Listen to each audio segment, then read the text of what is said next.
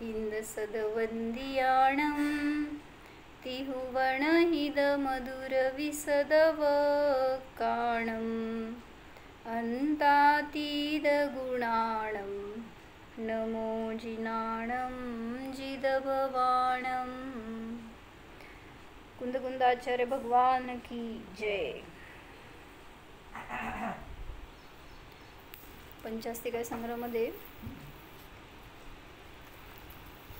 सप्तभंगीची चर्चा वाचत होतो आपण। गाथा नंबर 14। कुठली सप्तभंगी सांगितली याच्यात? पंचास्तिकामध्ये प्रमाण सप्तभंगीचं वर्ण, द्रव्य सप्तभंगी, प्रमाण सप्तभंगी। काय सांगितली गाथा? सियथिणथ्युहयम् अवतवं पुणोयततिदयं दवं खुसत्तभंगम् आदेशवसेन संभवति। सियथि सियणथि सियौहयं सिय अवतवं। काय केलं? स्यात अस्ति स्यात नास्ति स्यात उभय म्हणजे स्यात अस्ति नास्ति आणि स्यात अवक्तव्य। पुणोयतत्तिदयं म्हणजे काय? मा काय विचार करतो? पुणोयतत्तिदयं म्हणजे पुन्हा तिघांनी सहित, म्हणजे स्यात अस्ति वक्तव्य, स्यात नास्ति वक्तव्य आणि स्यात उभय वक्तव्य। तर अशा प्रकाराने आदेश वशेन म्हणजे कथनाच्या अपेक्षेने किंवा मुख्यतेच्या अपेक्षेने द्रव्य रूपाने किंवा द्रव्याच्या अपेक्षेने 7 भंग संभवतात। म्हणून ह्याला द्रव्य सप्तभंगी म्हटलं जाते किंवा प्रमाण सप्तभंगी म्हटलं जाते। ज्याच्यामध्ये आपण चार्टमध्ये बघितलं होतं 19 नंबरच्या 21 नंबरच्या चार्टमध्ये की जेव्हा प्रमाण सप्तभंगीचं वर्णन घेणार त्याच्यामध्ये अभेदोपचार नय किंवा अभेदवृत्ती नयाचे विषय गर्भित होतात। कारण गुणातून अखंड द्रव्य घेतलं जाईल। स्यात अस्ति म्हणत असताना अस्ति गुणातून अखंड द्रव्य, नास्ति गुणातून अखंड द्रव्य हा पहिला भंग होणार, अभेदवृत्तीचा विषय। आणि बाकीचे सगळे 6 भंग कसे होणार? तर अभेदोपचाराचे विषय होणार। तर मी इथं वर्णींचं प्रवचनमध्ये थोडं खुलासा घेतलाय चांगला, ते वाचतीये। 14व्या नंबरच्या गाथेचं वर्णी प्रवचन आहे। वस्तु के किसी भी एक धर्म को समझने के लिए उद्यत होने पर सप्तभंगों का औचित्य।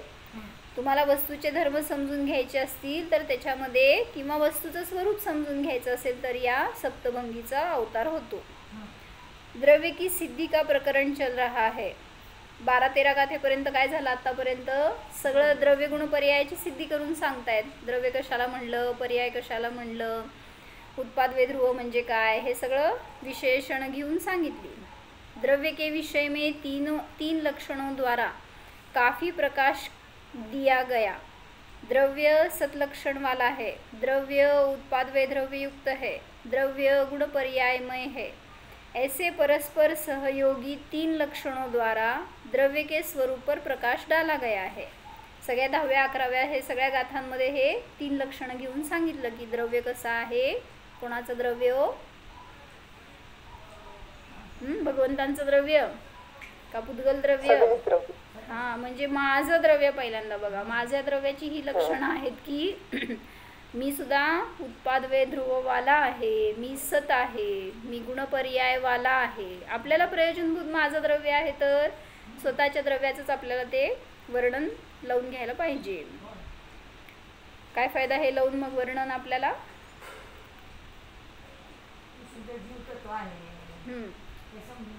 नाही, आता हे 3 लक्षणं माझ्या द्रव्यावर लावून मला काय फायदा? सद्द्रव्य लक्षणम उत्पाद वे द्रव्ययुक्तम सत गुणपर्यय द्रव्यम। तुम्हाला रोजच्या जीवनात काय फायदा?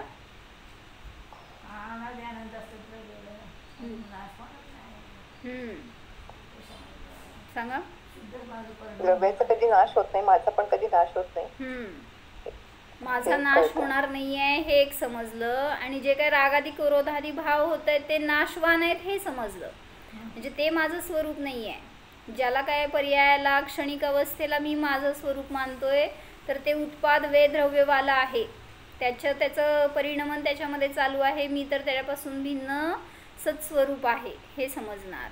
आणि जिथं गुण आहेत तिथं पर्याय आहे, मग पर्याय नियमाने परिणमनशील आहे हे समजलं. मग गुणवान मी आहे, पर्याय फक्त माझं स्वरूप नाही आहे. म्हणून कुठल्याही क्षणिक पर्यायाचा आपल्याला न आकर्षण असावं, न खेद असावा, न शोक असावा. भली भांति न्याय विधि से उस द्रव्य के अस्तित्व की प्रसिद्धि की गई है. उस जाने हुए द्रव्य के विषय में अब यहाँ सर्व अपेक्षाओं से द्रव्य का परिचय कराया जा रहा है. जब कभी यह धर्म उपस्थित हो, अस्ति अथवा नास्ति, तो एक कोई सी भी बात चर्चा के लिए हो जाए तो उस एक बात के दिए जाने पर उसके भंग 7 हो जाते हैं. कुठल्या पण एका धर्माच्या द्वारे तुम्हाला वस्तू समजून घेत असताना तिथं 7 धर्म होतात हे सांगतायत. उसका कारण यह है कि जो एक बात पेश की, जैसे द्रव्य के विषय में द्रव्य अस्ति है, तो किसी अपेक्षा से ही तो यह बात रही, तो उसके विपक्ष नये से यह जोड़ना पड़ेगा कि स्यात् नास्ति. काय कळलं? जर तुम्हाला म्हणायचं आहे की द्रव्य आहे तर ते अस्ति सांगत असताना त्याच्याबरोबर जोडलेलंच आहे, कारण तुमचं कथन सापेक्ष असतं. मग तिथं आहेच काय? गर्भित स्यात् नास्ति. अब एक के कहते ही दो तो हो ही गए. एका धर्मातनं तुम्हाला जाणायचे तर म्हणताय तर तिथं दुसरं त्याच्या परस्पर विरोधी धर्म तर आहेच, त्यामुळं 2 धर्म झाले. वस्तू के बारे में कोई कुछ कहे एक, तो वह और एक उसके खिलाफ, ऐसी 2 बातें एक के कहते ही आ गई. कोणीही वस्तूचं कुठलंही स्वरूप मानू दे, एक स्वरूप मानत असताना त्याच्याबरोबर दुसरं स्वरूप तिथं गर्भित आहेच. जसं वस्तूला कोणी क्षणिक म्हटलं, काय झालं हो तिथं गर्भित? नित्य आहे. हां, म्हणजे कुठलेही एक अंश घ्या, तत् म्हणलं तर अतत रूप आहे, एक म्हणलं तर अनेक रूप आहे, त्यात गर्भित आहे दुसरी बाजू. अब उन 2 बातों को एक साथ बोला न जा सकेगा क्योंकि दृष्टियाँ भिन्न भिन्न है, उन दृष्टियों का वाच्य भिन्न है. उन सबको एक निगाह से एक बोला जाए, इस कारण तीसरी बात भी आ जाती है कि अवक्तव्य है. पहिला भंग सिद्ध केला, दुसरा भंग त्याच्याबरोबर आलाच, तिसऱ्या भंगाला सुद्धा जेव्हा दोन्ही एकदम सांगा तर नाही सांगू शकत म्हणून अवक्तव्य भंग आला. अवक्तव्य पण येणार, क्रमाने सांगणार तर अस्ति नास्ति येणार. एकदम सांगा विरुद्ध नाही, युगपत कथन करू शकत नाही म्हणून अवक्तव्य म्हणलं. ॲक्च्युली अवक्तव्य भंग सुद्धा कथनचित वक्तव्य आहे असं सांगितलं, अन्यथा तुम्हाला ते अवक्तव्य सुद्धा म्हणता आलं नसतं. म्हणूनच ते अवक्तव्याला सुद्धा दुसरी बाजू आहे, वक्तव्य. तो सप्तभंगी में पहले 3 भंग ये है, स्यात् अस्ति, स्यात् नास्ति और स्यात् अवक्तव्य.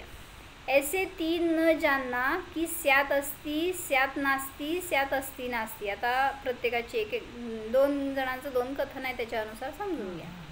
म्हणजे 4 भंग हे झाले, 3 भंग झाले, स्यात् अस्ति, नास्ति आणि अवक्तव्य. जेव्हा त्यांना क्रमाने सांगायला जातो त्यावेळेस तिथं अस्ति नास्ति भंग.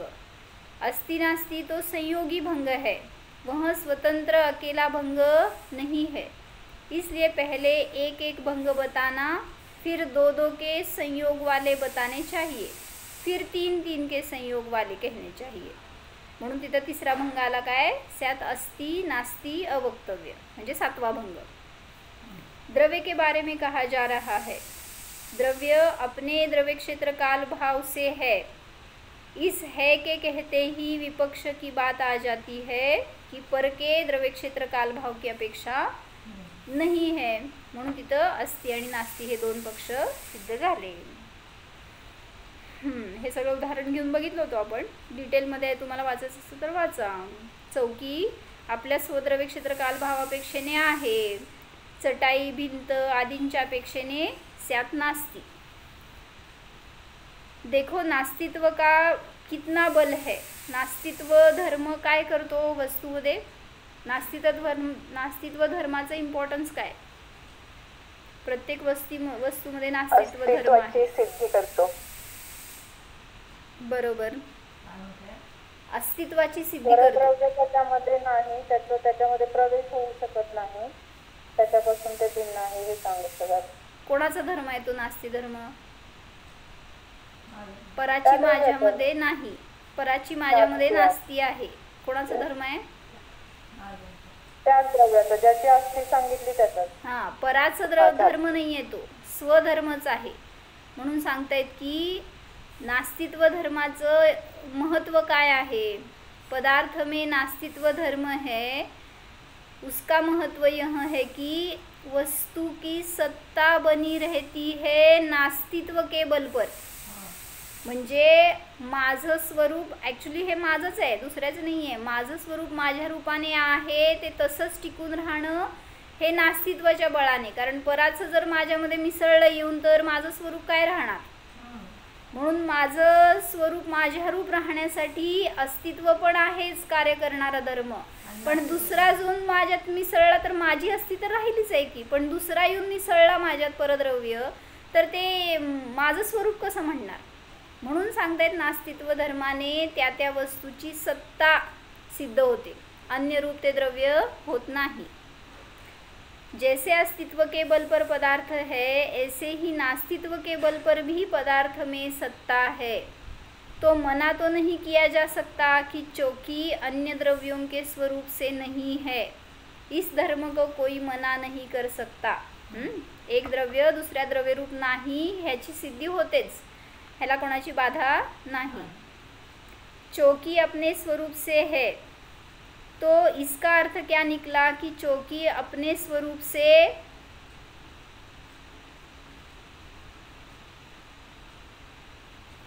क्या केला. चौकी अपने स्वरूप से है, लो इसको मना कर दिया, तो इसका अर्थ क्या निकला कि चौकी अपने स्वरूप से नहीं है. तो चौकी कहाँ रही, सत्ता ही मिट गई. चर्चा किसकी करते हैं, तो अस्ति और नास्ति दो धर्म पदार्थ में हुए, दो बातें सिद्ध हो गई. काय केलं. जैसे अस्तित्व के बल पर पदार्थ है, ऐसे ही नास्तित्व के बल पर पदार्थ की सत्ता है. तो मना तो नहीं किया जा सकता कि चौकी अन्य द्रव्यों के स्वरूप से नहीं है. म्हणजे हे पण आहे वाक्य सत्य की चौकी अन्य द्रव्यारूपाने नाही. इस धर्म को कोई मना नहीं कर सकता. अच्छा, अब कोई कहे कि हम पहली बात को तो मना कर देंगे, म्हणजे अस्तित्व रूपाने नाही, नास्तित्व रूपानेच द्रव्य आहे असं म्हटलं तर. असं पण नाही. तुम्ही असं म्हणताय ना नास्तित्वाच्या बळावर वस्तूची सत्ता आहे, तर तेवढंच माना, अस्तित्व कशाला मानता असं त्याला म्हणायचंय शंका करायला. तर असं पण नाही. चौकीची सत्ता तर अस्तित्व रूपाने आहेच, पराची नास्ती आहे म्हणून ते पररूप होत नाही. अब कोई प्रश्न करे कि तुमने ये दो बातें किस अपेक्षा से कही. हम तो एक बार में ही तुम्हारे मुख से सुनना चाहते हैं कि पदार्थ कैसा है. एक बार में कह दो, देर मत करो. वस्तु का स्वरूप समझने को हम बहुत तेज कमर कसकर आए हैं, धीरे धीरे न सुनना चाहेंगे. हमें तो एक बार में बता दो पदार्थ कैसा है. पहले कहा स्यात अस्ति, फिर कहोगे स्यात नास्ती. एवढं वेळ आम्हाला करायचं नाही, आम्हाला एकदम सांगा. तर एकदम सांगितलं जाऊ शकत नाही, म्हणून सांगितलं इस कारण वस्तु अवक्तव्य है. तो ये तीन धर्म हो गए, तीन की अपेक्षा. द्रव्य अपने स्वरूप से है, पर के स्वरूप से नहीं है. द्रव्य में दोनों को एक साथ नहीं कहा जा सकता, ऐसा अवक्तव्य है. ये तीन स्वतंत्र बातें हुई. पुढच्या चार भंगांचं वर्णन कसं येणार, संयोग रूपाने येणार. द्रव्य अपने स्वरूप से है, ऐसा होने पर भी द्रव्य पर स्वरूप से नहीं है, यह भी एक अपेक्षा है. इसे कहेंगे स्यात अस्ति नास्ति. द्रव्य अवक्तव्य होने पर भी अपने स्वरूप से है, इसे कहेंगे स्यात अस्ति अवक्तव्य. द्रव्य अवक्तव्य होने पर भी पर के स्वरूप से नहीं है, यह हुआ नास्ति अवक्तव्य. द्रव्य अवक्तव्य होने पर भी स्वरूप से है, पररूप से नहीं है. कहीं सर्वथा अवक्तव्य मत समझ लेना, अन्यथा सब चुपचाप बैठो. सगळंच अवक्तव्य असतं तर सर्वथा वस्तूला सांगताच आलं नसतं. कुछ बात भी न बोली जा सकेगी क्योंकि अवक्तव्य है। तो इस तरह द्रव्य में अस्थि धर्म के नाते से 7 भंग होते हैं। असं हे सगळं तुम्ही उदाहरणावरून समजून घ्या, हे सांगता येतं। काय बघितलं होतं हे समजून, काय फायदा किंवा कधी सप्तभंगीचा अवतार होतो सांगितलं होतं, का सप्तभंगी शिकायची किंवा सप्तभंगी कधी अवतरित होते?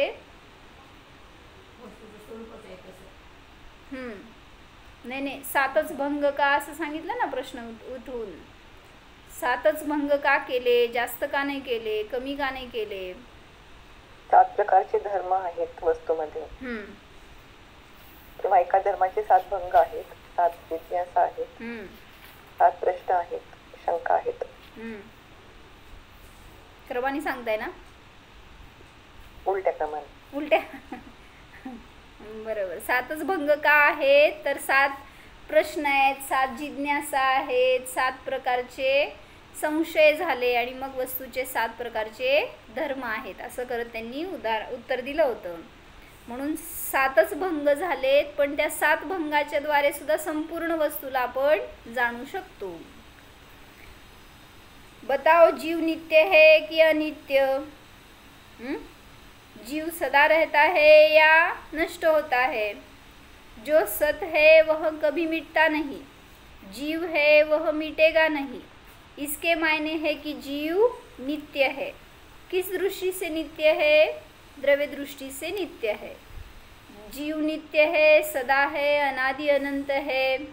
अच्छा देखो, एक बात पहले बहुत बार आई कि वस्तु में द्रव्य और पर्याय 2 बात मानना तो अनिवार्य ही है।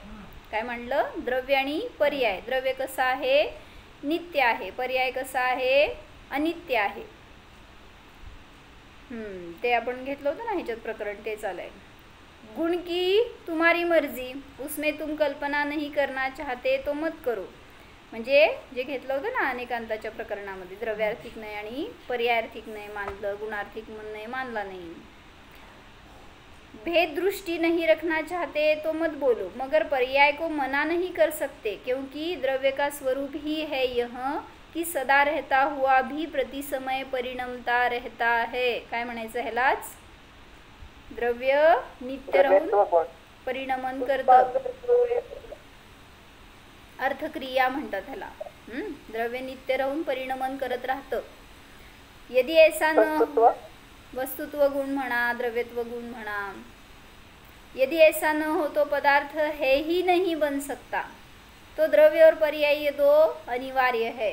तुम्हारा पढ़ा से पढ़ा की तो जीव के बारे में या किसी भी द्रव्य के बारे में पूरा वर्णन द्रव्य और पर्याय दोनों से करेंगे तो कहलाएगा। म्हणजे जेव्हा द्रव्याचं स्वरूप सांगणार तेव्हा समग्र वर्णन तेव्हाच होणार जर द्रव्य आणि पर्याय दोन्हींचं वर्णन एकत्र घेणार तर। तो द्रव्य दृष्टि से जीव नित्य है, पर्याय दृष्टि से जीव अनित्य है। ये 2 बातें आई स्यात् अस्ति स्यात् नास्ति मध्ये।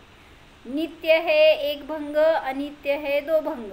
अब एक साथ एक बार में बताओ कैसा है द्रव्य, तर तिथं ते अवक्तव्य झालं। मग असं त्यांनी सगळं वर्णन करून सांगितलं की द्रव्याला द्विसंयोगी आणि त्रिसंयोगी भंगांच्या अपेक्षेने कसं वर्णन करणार।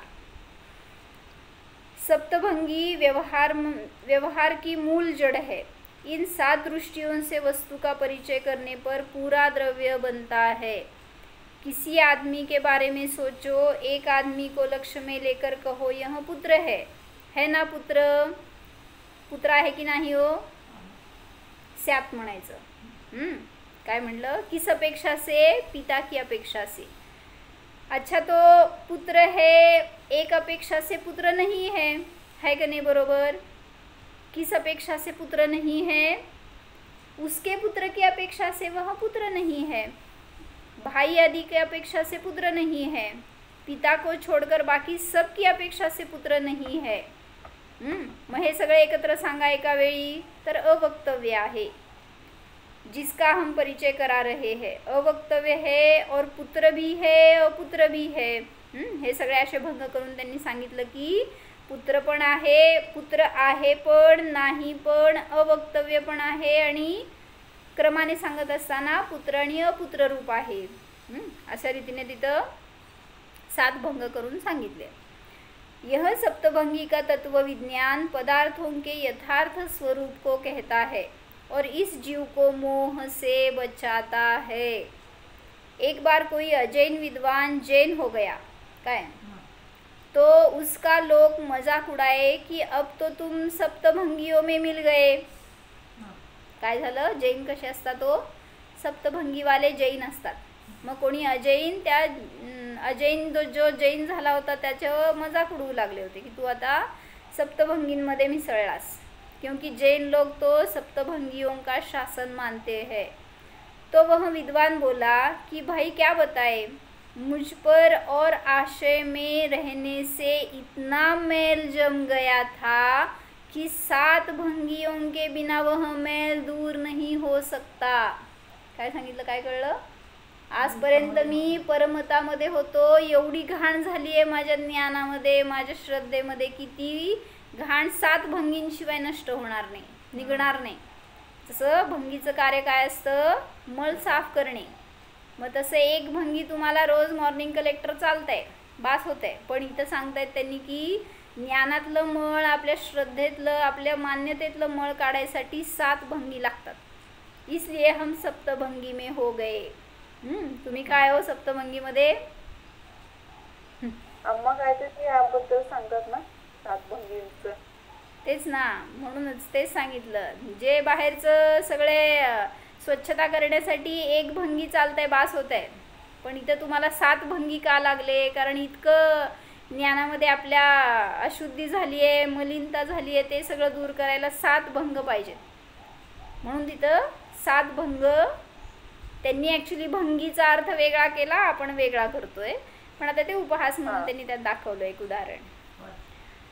म्हणून मी सप्तभंगींमध्ये मिसळलो असं त्या विद्वानांनी सांगितलं। भंग म्हणजे काय हो, भंग वेगळं आणि भंगी वेगळं बरं का।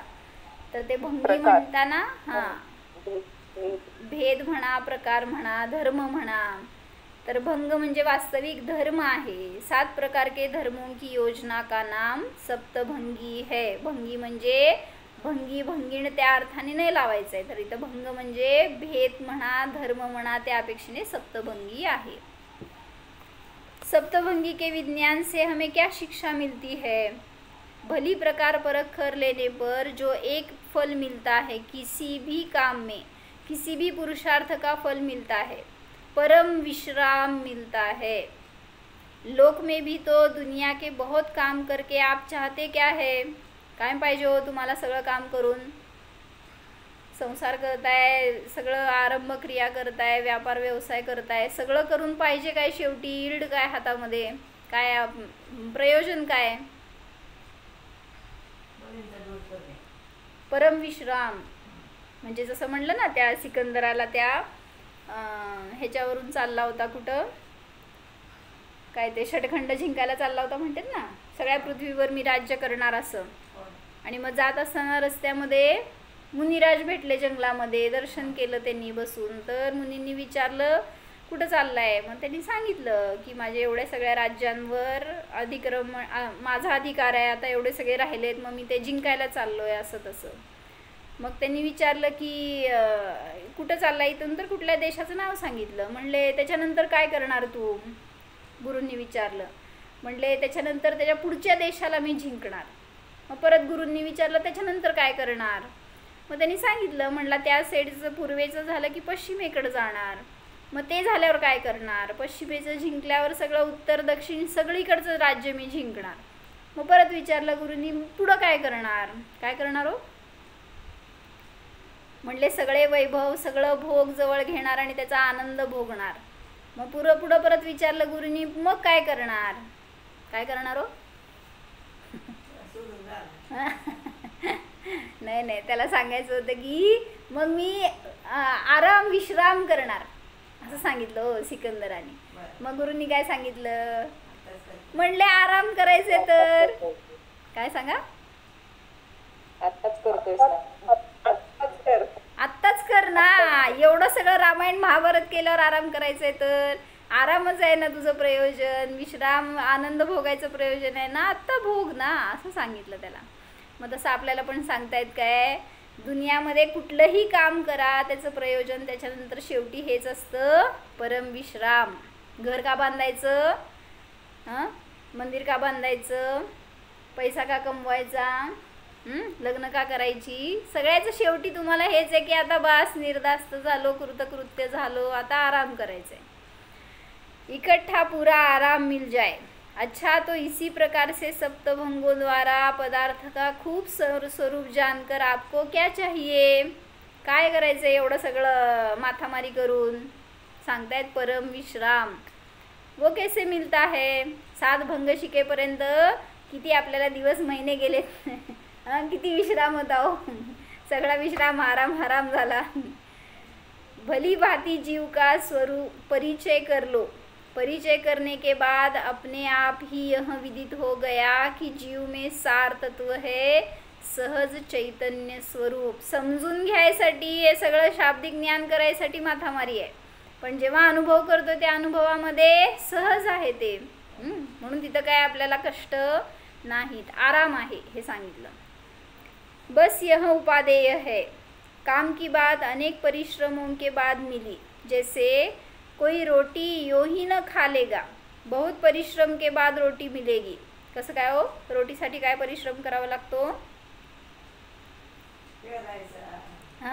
तुम्हाला नुसतं वाटते त्या कणिकला घेतलं, पाणी घातलं आणि मळून त्याला लाटून बस शेकलं, झाली रोटली. त्याच्या मागं किती मोठं संसार आहे त्या रोटीचा हे सांगायला लागले. पहिले कमाई करेगा. तुम्ही तर त्या बीजपर्यंत गेलात. पहिल्यांदा इथं त्यांना म्हणायचं आहे कमाई करेगा, फिर वह रोटी बनाने बैठेगा, बड़ा श्रम करेगा. उसके बाद जब भोजन करने बैठता तो बहुत मौज और आराम से हर्षित होता हुआ बैठता कि हमने अथक परिश्रम किया और अब उसका फल पा रहे हैं. काय कळलं. तुम्ही केलेली असेल रोटली तर लय गोड लागते अजून. का हो, किती मी कष्ट करून मी केलंय. मग ते भलेही कसल्या आकाराची प्रकाराची जळकी काय पण असू देत, पण ते खात असताना आपल्याला त्याच्याबद्दल कंप्लेंट नसतात. अरे संसार संसार पहिला हाताला चटका मग मिळते भाकर. बरोबर. म्हणून चटके खातच बसलोय आपण तिथं. सोडा आता हे सांगाले बिना चटक्याची रोटली देतो तुम्हाला आम्ही, घ्या दीक्षा. नाही, आम्हाला चटके खाऊनच रोटली खायची आहे. पहले कमाई करेगा, फिर वह रोटी बनाने बैठेगा, बड़ा श्रम करेगा और उसके बाद जब भोजन करने बैठता तो बहुत मौज और आराम से हर्षित होता हुआ बैठता कि हमने अथक परिश्रम किया और अब उसका फल पा रहे हैं. तो ऐसे ही समझिए, ज्ञान के क्षेत्र में हमने नाना दृष्टियों से वस्तु का स्वरूप समझा. तो इतना समझ करके अब हमें करना क्या है. अपना जो सहज शुद्ध आत्म तद्द्रव्य है उसमें रमण करना है, यह फल है. ते रोटली खात असताना तुम्हाला आराम वाटतोय आता की बास सगळं काम झालं तर आपण ह्याचा आनंद भोगू. मग तसं सांगताय तिथं की किती संसार केलाय हो अनादीपासून, आता बास का नाही वाटत आपल्याला, आता मला स्वतःचा आनंद भोगायचा हे भाव का नाही होत. सब चीज़ों के भारी भारी जानने का क्या फल है. उनका जानना छोड़ दो, आराम से बैठो. काय सांगायले तो, सगळं जाणायचं का जाणायचं, ते सगळं सोडायसाठी जाणायचं आहे. म्हणून इथं पंचास्तिकाय सांगतायत ना, का शिकायचं हो पंचास्तिकाय. त्या 5 अस्तिकायांना स्वतःच्या अस्तिकायला सोडून बाकी सगळ्या 5 सोडायचं आहे, ह्याच्यासाठी शिका. का शिकायचं मग, सगळं सोडायचं आहे तर. 6 द्रव्य शिकायचे का, त्यांना सोडण्यासाठी ज्ञानातून हे सांगाले. उनका जानना छोड़ दो, आराम से बैठो. बहुत बहुत जानने के बाद द्रव्य से, पर्याय से, भेद से, अभेद से, स्व से, पर से सारी बात समझ लेने के बाद अब कह रहे हो कि जो कुछ तुमने समझा, जो तुमने विकल्प किया उनको छोड़ दो. उन विकल्पों से हटकर आराम से बैठ जाओ. काय केलं, शाळेत गेलो, शाळेमध्ये 1ली ते 5वी, 6वी ते 10वी सगळं शिकलं आणि आता काय म्हणतायत, बास सगळं ज्ञान सोडून द्या आता तिथलं. काय फायदा झाला हो. असंच असतंय ना. तुम्हाला हायस्कूलचं जेव्हा एंट्री झाली 5वी नंतर, तर त्या 4थीपर्यंतचं ज्ञान 5वीमध्ये किती काय काम करणार. 10वीपर्यंत जे ज्ञान मिळवलं, 10वीच्या नंतर जर साईड बदलली वगैरे तर 11वी 12वी अनेकांचे हाल होतात. 10वीपर्यंत मराठी मीडियम, 11वीपासून इंग्लिश मीडियम, परत 11वी 12वी एक क्षेत्र, परत 12वी नंतर बदललं. म्हणजे सगळं सोडायसाठी घेताय तुम्ही हे सांगायला. त्यातून प्रयोजन जेवढं आहे तेवढं ग्रहण करतोय आणि बाकी सगळं सोडलं तर आराम से बैठ सकोगे. तो कोई एक नया आदमी कहे उठेगा कि आपने बहुत अच्छा कहा, इसलिए तो हम कुछ जानना नहीं चाहते. सगळं सोडायचं आहे ना, मग कशाला शिकायचं? हां, हे शिका ते शिका ते शिका आणि सोडा. मग त्यापेक्षा न शिकलेलं बरं. कौन बहुत बहुत पुस्तक पढ़े, द्रव्य के भेद अभेद पढ़ने में कौन दिमाग लगाए, क्योंकि आप ही तो कहते हैं कि जानने का फल है जानना छोड़ दो. तो हम पहले से ही छोड़ रहे हैं. काय झालं सांगा हो? हां, अज्ञानीच राहणार. म्हणजे तुम्हाला हां कुतर्क करतोय तो. कुतर्क करतोय. नाही, मला काय सांगायचं आहे की तुम्ही जे काय जाणताय शिकताय त्यातून मर्म काढून घेताय आणि सोडताय ना. जसं दूध आहे, दुधाला तुम्ही विरजवलं आणि त्यातनं दही केल्यावर दही पण तुम्हाला सोडायचं आहे. पण कसं सोडणार हो? त्यातून प्रयोजनभूत काढून घेऊन ते ताक जे आहे ते वेस्ट म्हणलं जाईल त्या तुपाच्या समोर. म्हणजे ते सोडायचं आहे आपल्याला. मग त्यातून काढायचं आहे ना गाभा. जे काय मिळालेलं आहे ते ज्ञान, त्यातून गाभा ग्रहण करून बाकीचं सगळं सोडण्यायोग्य आहे. तुम्ही असंच सगळं सोडलं तर हातात काय राहणार आहे? म्हणून सांगतायत ग्रहण करायसारखं, पण त्यामध्ये काय आहे हे समजलं तर हां ग्रहण करून सोडायचंय तर सुटणार. तर अज्ञानाचं ज्ञानात रूपांतर होणार, अन्यथा अज्ञानच राहणार. लोग जिंदगी भर परिश्रम करके जानने के बाद छोड़ेंगे, हम अभी से छोड़ देते हैं. तो ऐसा छोड़ना काम न देगा, क्योंकि अज्ञान बसा है अज्ञान में, विकल्प हट कैसे सकेगा. तो सर्व अपेक्षाओं से वस्तु का परिचय करके एक सारभूत जो सांगायला त्याच्यातून तुम्हाला काय ग्रहण करायचं आहे हे सांगतायत बरं का.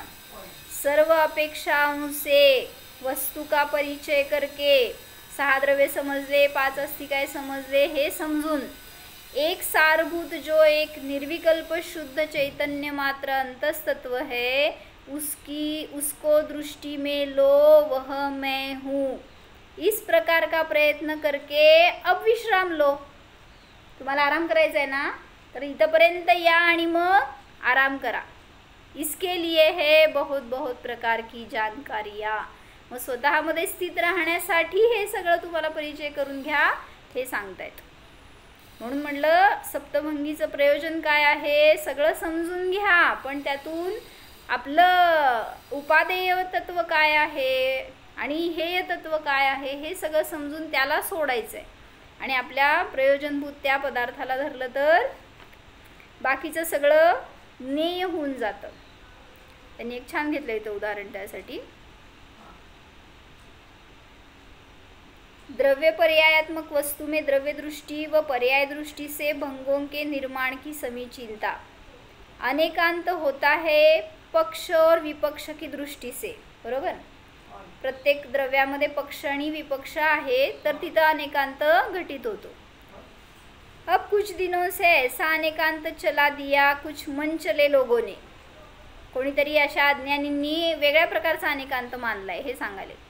कैसा है यह अनेकांत. पदार्थ नित्य है, पदार्थ अनित्य नहीं है. काय झालं? हां, म्हणजे हे अनेकांत मन चले लोगों का है असं सांगाले. ऐसा क्यों चलाना पड़ा कि जो हमने समझा उसकी हट रह जाए, उसके विपक्ष में सिद्धी न बने. म्हणून त्यांनी एका शब्दातून जे सांगितलं तेच दुसऱ्या शब्दातून सिद्ध करून सांगतायत की असं आहे. स्वतःचं एकांत सिद्ध करण्यासाठी वस्तू नित्य आहे आणि वस्तू अनित्य नाही. 2 पक्ष झाले का एक पक्ष झाला हो? एकच झाला. म्हणजे जो सर्वथा एकांतवादी आहे तो अशा रीतीने अनेकांताला सिद्ध करतोय, पण हे अनेकांत समीचीन नाही. सुनो, यदि है और नहीं इन 2 शब्दों ने और लुभा दिया लोगों को, पर हुआ कहाँ अनेकांत. अनेकांत होता है द्रव्य और पर्याय दो दृष्टियों से। वह तो एक ही दृष्टि की बात रही। जैसे कहा जीव नित्य है, यह एक भंग। दुसरा भंग काय झाला त्यांच्या अपेक्षेने? जीव अनित्य नाही। काय म्हणायचं मग ते? पर्याय दृष्टी झाली का द्रव्य दृष्टी झाली? म्हणजे त्यांना म्हणायचंय अनेकांत तिथंच होतो जिथं द्रव्य आणि पर्यायाची दृष्टी येते। दोन्ही पर्याय झाल्या किंवा ठीक आहे दोन्ही पण द्रव्य झालं म्हणा, द्रव्य नित्य आहे आणि अनित्य नाही असं म्हणलं तर सगळं द्रव्याच्याच दृष्टीने झालं, त्यामुळे तो अनेकांत राहणार नाही। किस दृष्टि से जीव नित्य है? द्रव्य दृष्टि से। किस दृष्टि से जीव अनित्य नहीं है? द्रव्य दृष्टि से। एक वह दृष्टि जब आई तो भंग कहाँ बना? पुनरुक्त हो गया। इसलिए स्यादवाद की हंसी उड़ाना अज्ञान से और दूसरे का पद फैलाना यह तो बड़ा पाप है। जो सही बात है उसको छुपाकर अपनी प्रसिद्धि के लिए एक नए ढंग की बात कहना यह कोई ज्ञानीपन का काम नहीं है। जैसे घट घट है, घटपट आदि नहीं है, तो इसमें दो दृष्टियाँ आ गई, स्व और पर की दृष्टि से। अगर यह कहो कि घट घट है अखंड नहीं है तो एक दृष्टि रहेगी, वहाँ दो दृष्टियाँ नहीं है। द्रव्य और पर्याय ये दो दृष्टियाँ चलती है। कुठेही असू दे तुम्ही अनेकांत सांगताना दोन दृष्टिया अशा असणार, द्रव्य रूप आणि पर्याय रूप। उनके आधार से अनेकांत की सृष्टि हुई, क्योंकि इन दो को कभी छोड़ा नहीं जा सकता। पदार्थ द्रव्य पर्यायमय है, केवल द्रव्य द्रव्य ही नहीं है, पर्याय रहित नहीं है, केवल पर्याय पर्याय ही नहीं है, द्रव्य रहित नहीं है। इसलिए इन दो दृष्टियों के आधार से भंग बनाया जाए तो अनेकांत बनेगा, अन्यथा नहीं। क्योंकि और तरह तो सभी दार्शनिक अनेकांती हो गए। कैसे कि बौद्ध कहते हैं, क्या कहते हैं बौद्ध? पदार्थ कैसा है? क्षणिक है। क्षणिक। तो दूसरा संग ले तो साथ में पदार्थ अक्षणिक नहीं है असं त्यांनी सिद्ध करतील। म्हणजेच परत काय झालं हो सिद्ध? क्षणिकच सिद्ध झालं।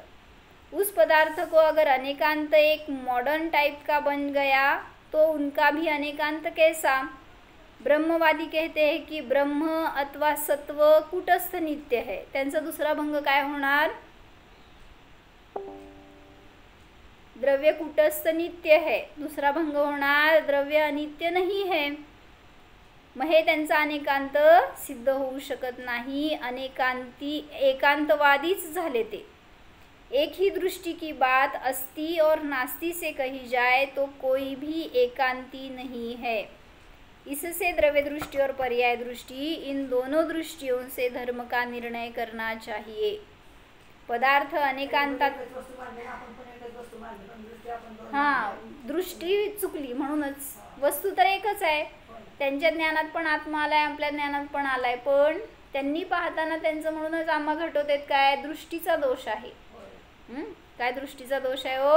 आंबा बघितला आणि डोळ्यांनी बघितला म्हणल्या डोळ्यालाच फळ भोगावं लागलं, सगळं कथा सांगतात आम्हा। तसंच आहे आपल्याला पण वस्तूकडे पाहण्याची दृष्टी जर चुकली तर त्यामुळे आपल्या ज्ञानात आपल्या श्रद्धेमध्ये चूक होते। पदार्थ अनेकांतात्मक है, अनेकांत और स्यादवाद में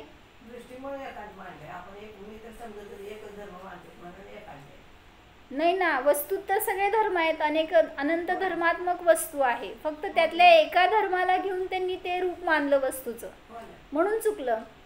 मग हे सांगितलं होतं मागे एकदा मी की अष्टसहस्रीमध्ये आलं होतं उदाहरण, एक झाड आहे एक आणि त्या झाडा नाही काय घेतलं रत्न आहेत कोणाकडे एका व्यक्तीकडं, तर तो स्वतःला रत्नाचा खजिना मानतो किंवा काय मी रत्नवाला मानतोय, श्रीमंत मानतोय।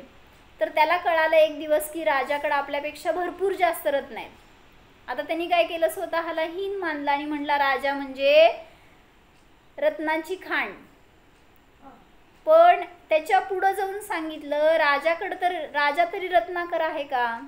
तर सांगितले रत्न मिळाली सगळी समुद्रातून, मग समुद्राकडे त्यापेक्षा अनंत पटीने जास्त रत्न आहेत। मग त्या समुद्राला रत्नाकर म्हणलं, मग तसं त्यांनी त्या उदाहरणावरनं सांगितलं की समुद्रातून रत्नांचं खजिना घेऊन राजाने आपल्या घरी ठेवला. त्यातल्याच काही रत्नांना घेऊन कोणी व्यक्ती स्वतःला रत्नाकर म्हणतोय. तर असं ते समुद्राप्रमाणे जिनवाणी आहे.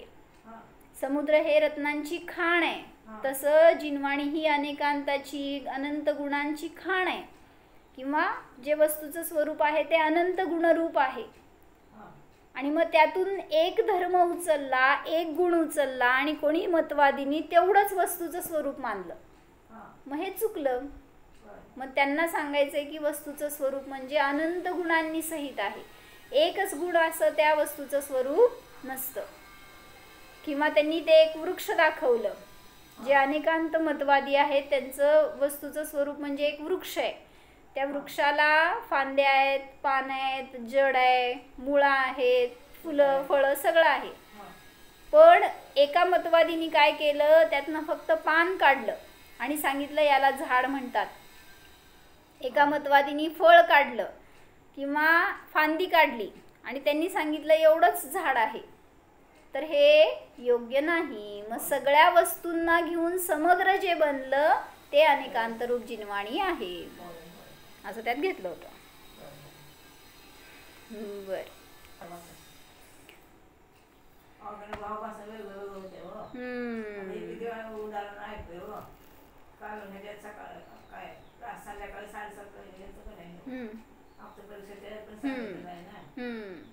झाड असतात, झाड कशा किंवा म्हणते पानं असते, फांदी असते, बरोबर, गोड असतं, झाड म्हणायचं. म्हणजे अपेक्षा सगळीकडे वेगळी वेगळी आहे. चालतं, ठीक है. पदार्थ अनेकांतात्मक है. अनेकांत और स्यादवाद में क्या अंतर है? वैसे एक ही घर की बात है, इसलिए चाहे कभी किसी शब्द से बोल दो, कुछ हर्ज नहीं. कधी त्याला स्यादवाद म्हणा, कधी अनेकांत म्हणा, काय फरक पड़त नहीं. कभी पुरुष अपनी स्त्री को बुलाए तो वह लड़का या लड़की का नाम लेकर बुला लेता है, स्त्री का नाम नहीं लेता. और स्त्री पति को बुलाती है तो लड़के का नाम लेकर बुलाती है.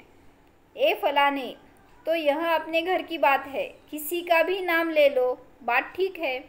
म्हणजे त्याला तुम्ही त्याच्या नावाने बोलवा, नाहीतर मुलाच्या नावाने बोलवा, मुले पप्पूचे पप्पा, मग असं म्हणा, नाहीतर त्यांचं जे काही नाव असेल त्या नावाने बोलवा, काय फरक पडत नाही, तुमच्या मर्जीवर, तुमच्या घर की बात है.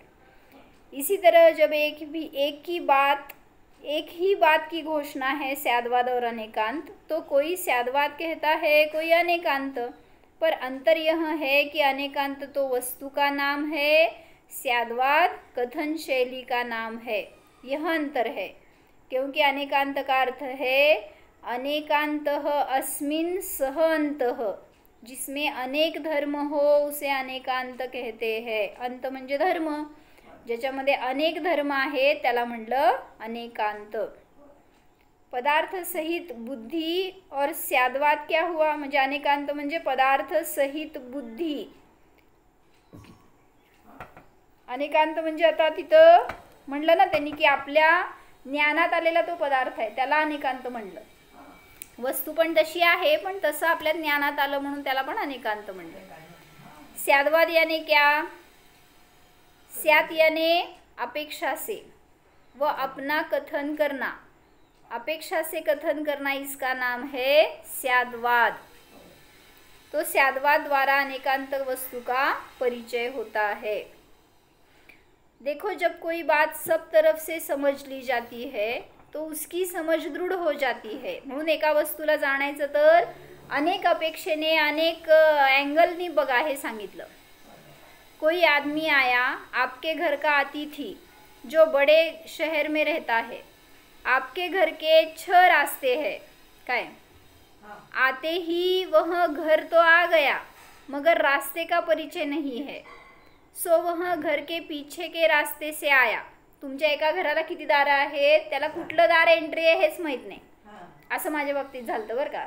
जेव्हा 2013 साली आम्ही इथं आलो, म्हणजे पहिल्यांदा माताजी येणार होत्या अकलूजला. या मंदिराचं पंचकल्याणिक झालं 2012ला आणि 13ला मी इथं येणार होतो. आणि रात्रीच्या वेळेस माताजी काय तिथं मागच्या मुक्कामावर होते 5 किलोमीटरवर. हो. आणि मग तिथून आम्हाला येऊन इथं पुढची तयारी करायची होती. आणि त्या अनेकांत भवनमध्ये आपल्या अनुप्रेक्षा भवनमध्ये सगळी लोक गर्दी करून तिथं सगळे स्वच्छता आणि सगळं सजावट हे चाललं होतं. आणि कुठल्या दरवाजाने जायचं मला कळालंच नाही. सगळी दरवाजे उघडे होते आणि सगळीकडनं ये जा चालली होती लोकांची. मी आपलं जिथं जागा आहे तिथनं बसली आणि कुठलं ते 16चा आत्ता रूम आहे की तिथनं मी चढली आणि मला वाटलं तीच एंट्री आहे. म्हटलं असं कसं काही एवढं छोटा दरवाजा एंट्रीला गेलाय.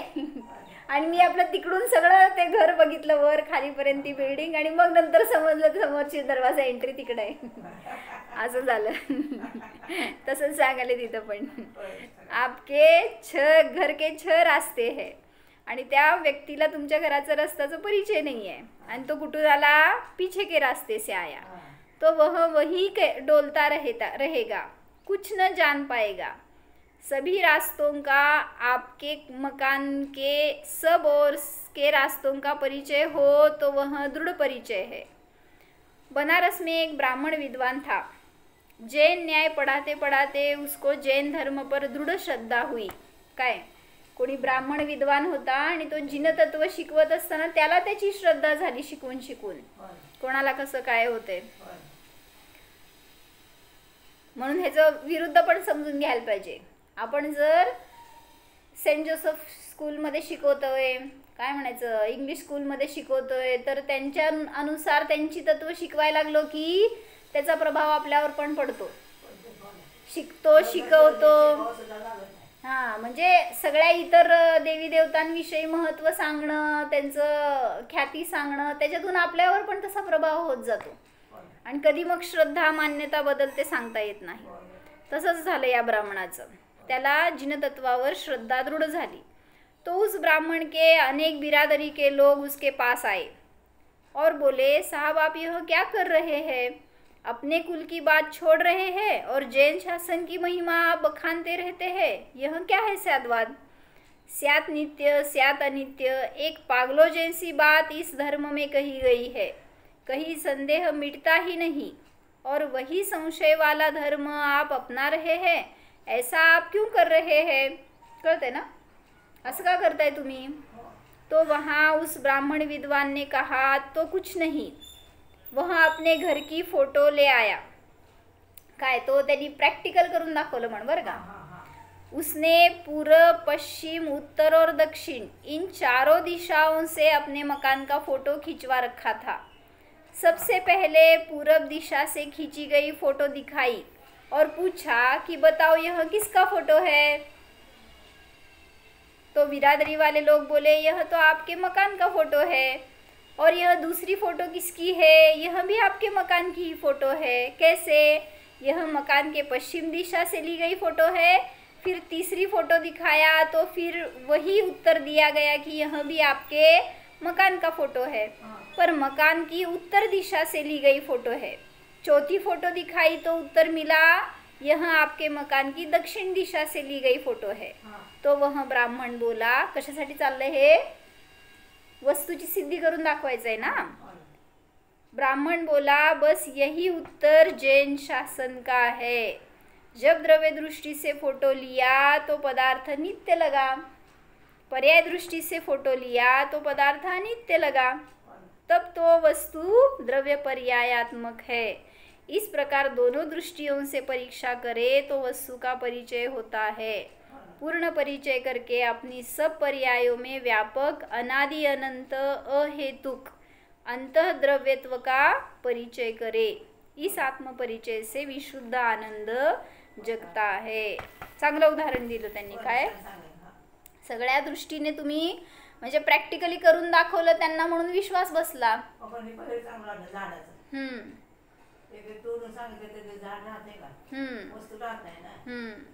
नाही आता हे वर्णिजींचं आहे प्रवचन त्याच्यातून त्यांनी पण चांगलं दाखवलं की वर्णींच्या प्रवचन मध्ये आलेलं हे एका घराचा फोटो होय का.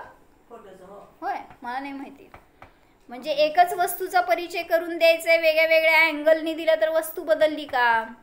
वस्तू तर तीच आहे फक्त तुम्ही त्या अँगलनी तशीच वस्तूचं स्वरूप आहे असं मानलं तर चुकलं.